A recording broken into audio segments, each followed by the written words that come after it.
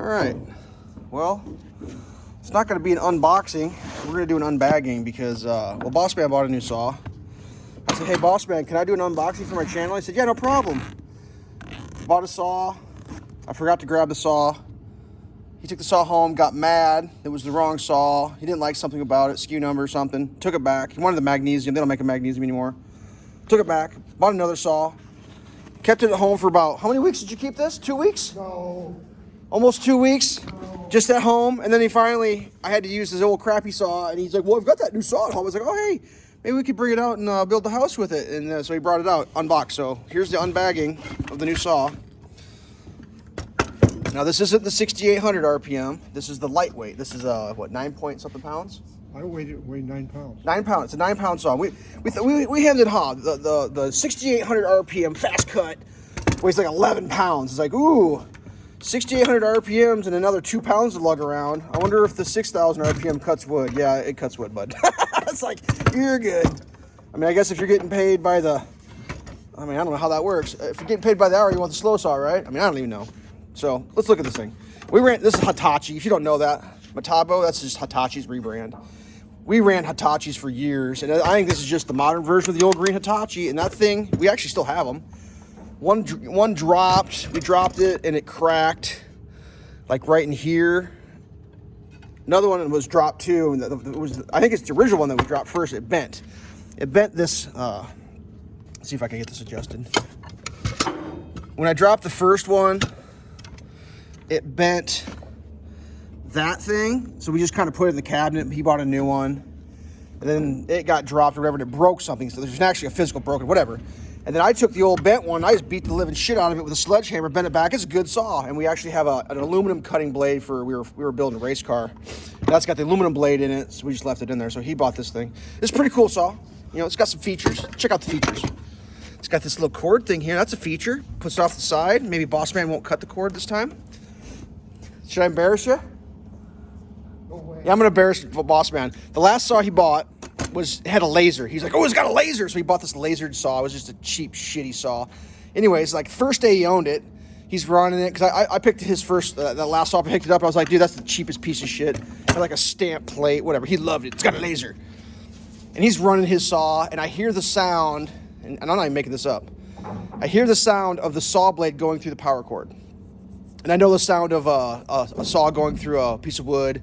I know the sound of a saw winding down. And I was like, dude, you just cut your power cord. No, I didn't. I was like, look at your power cord. I was across the whole job site. Yeah, he ran the blade right through his brand new. Yep, that happened. So anyways, that's what we got here. It's pretty nice. It's got thick. That's thick. You know, these things adjust pretty easy. That's nice. Like that. It's got the angle, a big handle. Swingy for the angle. That's nice. What it doesn't come with is the rip guide, which that's pretty standard. You have to buy that separate purchase. I'm trying to think, what is this? It's got a model number on it. It's the C7SB3. But yeah, it's light. And yeah, electric power cord. We just plug it in because, you know, waiting around for batteries. Some stuff we do batteries, like we do like impact drivers. But I got a fun story for you guys. So yesterday, it was late afternoon. I'll show you what I did. Find me an extra fine specimen screw here. I did this. Oh, I can't even get this thing set up. I'll try not to do it again. Here, come on, slider. This needs a little bit of lube, doesn't it? We're gonna reenact the crime right here. I'm just gonna put this in here. All right, so here I was. I need you to hold this for me. I'm gonna show them what I did to my thumb yesterday. You're gonna be that silly. Well, I'm not gonna actually do it. It's filming.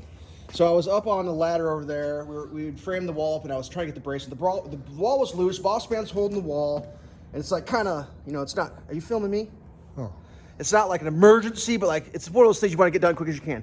So I was holding on to a top plate like that. Let me turn around here. Got the goddamn sun in the way. So I was actually up my top plate. I had my hand like this. I'm holding the top plate. I'm on a weird ladder. I was at a weird angle like this. I put the gun on there. I must have had my thumb like that. That's the only thing I can come up with. Pushing with all my might. It popped, and I hammered right into there like that hard. Straight to the bone. Still hurts. I did that right there. It didn't hit the nail, it hit the quick. Instant, just blood gushing. You know what I did? Right here. Do you know what I did? He kept going. I yelled, I'm hurt, and I finished the fucking job, and then I finished the lower because it was a 45. I did the whole thing. And then I went and mopped up my blood. Yeah, true story, kids. True story. So, yeah, let that be a lesson to you. Don't put your thumb next to the drive bit, even if it's a convenient place to hold on to not fall off the ladder. All right, so that's the unboxing. I got you here. We're going to talk about this saw again because I told a story about this saw yesterday. I didn't tell the story all the way complete, 100%. So I told you how this is made by a farmer. Well, what it was is the guy was building hog confinements. And every day they'd walk out, you know, they drive the truck, unload the sawhorses, set the boards up, put the saw on. And he was doing this over and over because he was just building tons of hog confinements. And he just decided one day, he's like, you know what I'm going to do? I'm going to go back to my shop. I'm going to design a thing that you can just roll out with a saw on, has the wings and everything. That's what he did. And that's what this is. This was built by a dude, a farmer, making hog confinements. And I also forgot to show this feature. You're doing repeated cuts. There's a little bit of slab in that. I actually don't use it. If you were just doing some rough cutting, you could probably, like, that could be legit. I don't know if you could put a shim in there, but I cut more precise than that. I mean, a 32nd is what my accuracy, sometimes half a 32nd, depending on what we're doing. But it's called a plus, like a quarter plus, quarter minus, but sometimes it's a quarter minus minus is 2 half of minuses. Anyways, so yeah, that's how that thing works. Hog confinement. Just a dude got pissed. A farmer got pissed and just built a better, you know, built a better mousetrap. I think that was the only thing I missed about that. I forgot about this feature. Yeah, that's all I missed. And then so let's if you're still tuning in, let's get the update here. So right now this wall just needs one more top plate on it. We do those afterwards. Got the cripples all in, headers are done, cripples are in, headers are done, cripples in, that headers into the foundation wall. This wall here, there's a couple we haven't put in. Still one stud there because that board's in the way. That wall's in, done. Still needs a top plate, obviously, like everything else. We're getting ready to start this one. This is gonna be weird because we're gonna have to string across to get the height on that one, which is gonna be a little strange, but we'll get it. This is kind of a weird deal here because I mean, you gotta realize the madman, when he designs, he doesn't play games. So like, there's a heating duct that has to go through here and he's looking for head clearance. So we can't put the header across this way to carry this section of floor.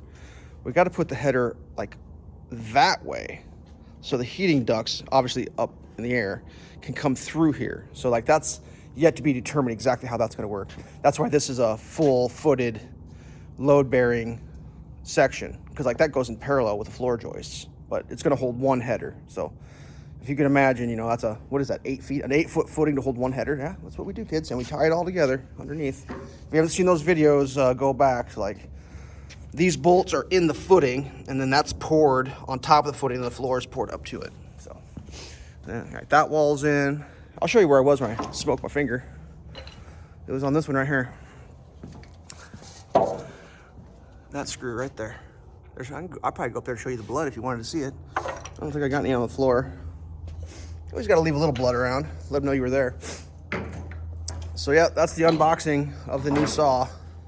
He told me I could take it home, dust it off, put it in the box. And I was like, well, if you dust it off, put it in the box, I'll open it up. But yeah, it's a good saw. I already used it once, twice maybe actually.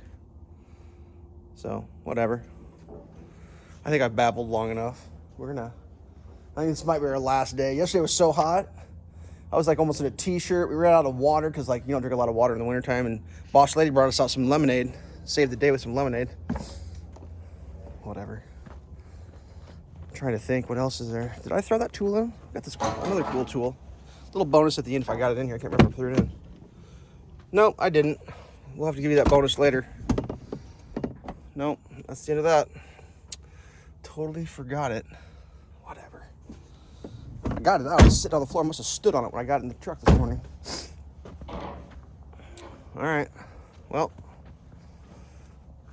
I don't think. Let's check over here. Nope. I forgot it. All right. Boots are still working good. Haven't ripped them up yet. So far, so good. Stay safe. Those are just in case, emergency boots. Peace.